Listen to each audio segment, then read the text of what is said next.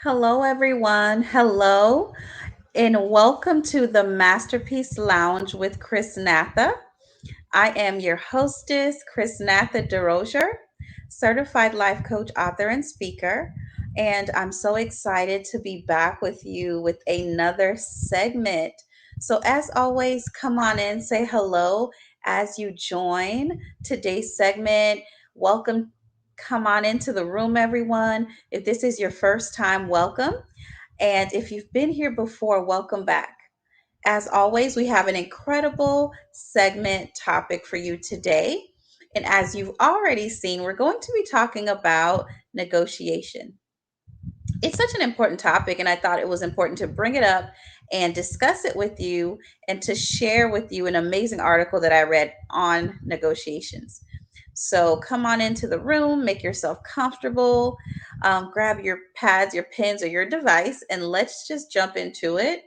For those of you who are new here, I have a segment each week where I drop some nuggets that can help empower you, inspire you to help you grow in your personal life and in your business. And so that is what we're doing today. We're talking about the importance of negotiation. The importance of negotiation. So we're just going to jump into it. So I was reading an article on Forbes,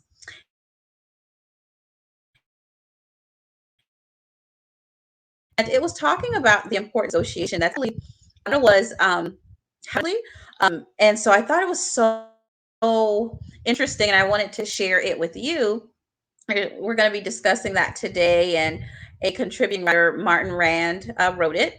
And so we're going to be talking about that today, talking about the must haves for a great negotiation, followed by some tips, right? Because it's always good.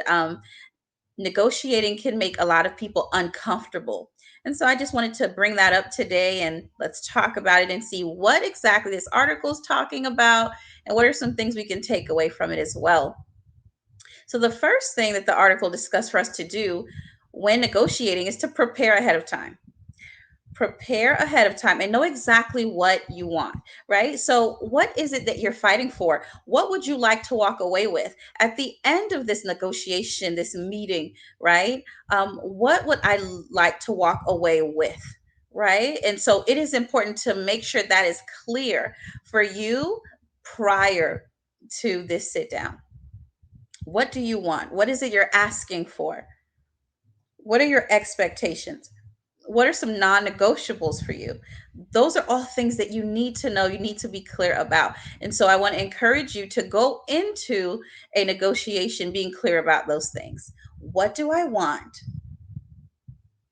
What do I want to walk away from this having? What are some non negotiables for me? Right? And so it's important that we discuss that. And so I just want you to take a minute and just let that sink in. Let that sink in, let that marinate, right? And so, what do you want? So, that's the number one question, but you got to be prepared. You have to be prepared. There are some tips or to do list, so to speak, when you are preparing, just so that you don't get overwhelmed. For all my folks who have anxiety, who get nervous about things like this, there is a to do list that was mentioned in the article as well. So, I will share that here for you. So, to best prepare without getting overwhelmed, let's talk about is on the to do list for that to take place. And so, number one is to define your jackpot. Define your jackpot. And what does that mean? Rather than focusing on the terms that you think the other party will accept, identify what success looks like. What success looks like for you specifically, so you don't set the bar too low. What would make you happy? What would make sense for you? What is the number? What is the thing? What is the outcome that you are looking for?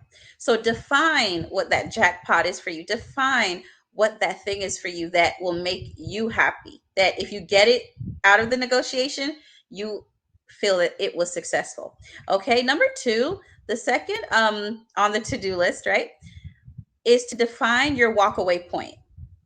Some trade-offs will simply be unacceptable to you. There are some things that may be considered an insult, right? There's a level that might just be too low in terms of the bar being set, right? So what makes sense for you and or your organization? Be crystal clear about that ahead of time. You have to know that while you're planning, right? What's going to be the thing that I say, I have to walk away from this table? This doesn't make any sense whatsoever, right? Number three, define your interests. Know your priorities. What is the priority for you? What is the priority for your organization, for your business? Understand and know what that is. Okay. Identify your priorities, and what and how much you can trade off to achieve them.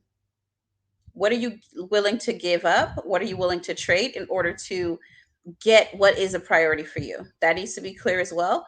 And also define the issues and the terms you can use during the negotiation, and think about new factors you can introduce. So it's not just about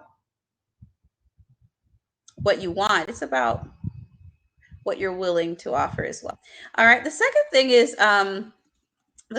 in terms of negotiation is focus on expanding the pie. And what this means, focus on expanding the pie, when Martin wrote this, basically what he was saying was that negotiation is not bargaining. Negotiation is not haggling.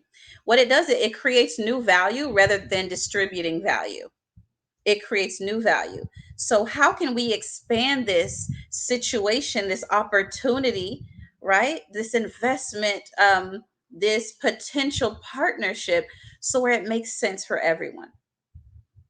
I am negotiating this particular term because this is what I offer. This is what I bring to this table, right? This is what I do well. And so, yeah, create new value. What value do you bring? What value do you offer? This is when you talk your talk. This is exactly where you run your resume. Listen, the stats don't lie. I know it's important to be humble, and I'm encouraging you to always be humble. However, sometimes you have to talk that talk and let people know. Don't let them forget, and remind them who's sitting across the table. That's all I'm saying, right? New value is created by trades, asking for something you want and giving something in return.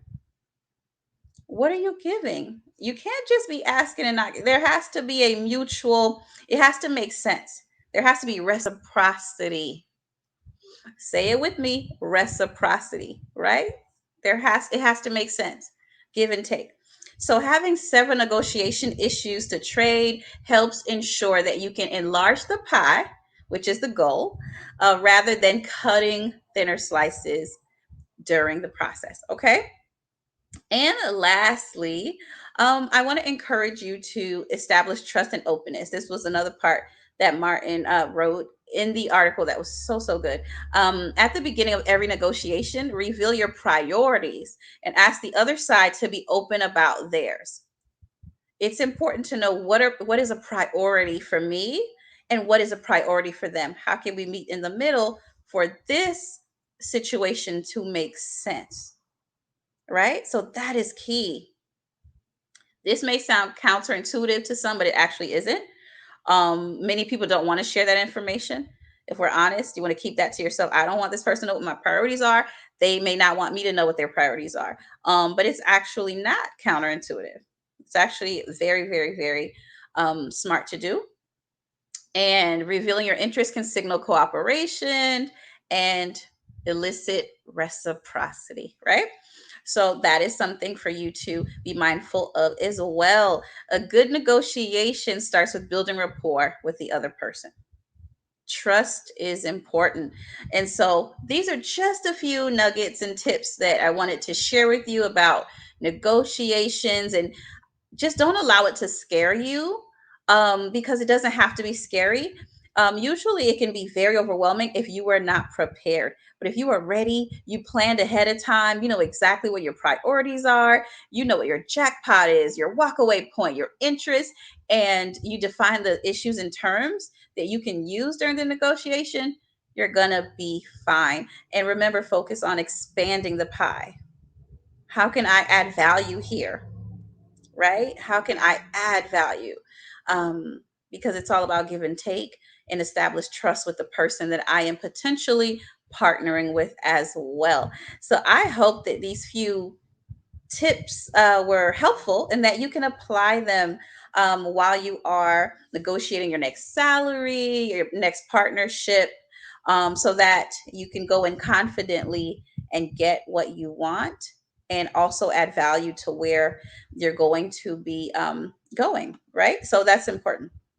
So thank you guys for hanging out with me today. I had an amazing time. And also, as always, let's stay connected. Let's stay connected on social. If we aren't already, Instagram as well as Facebook. So let's stay connected. That's super important. And if you haven't already, visit our online home as well, and sign up for our free mailing list and grab our free ebook as well, because those are gifts specifically for you. All right. So yeah, guys, you can find me here same time, same place next week.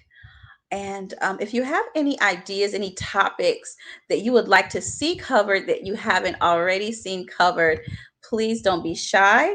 Let me know, and so that I can make sure I add that to our schedule for the Masterpiece Lounge, so that you can, um, get the topics covered that you would like to see covered, because that's important as well.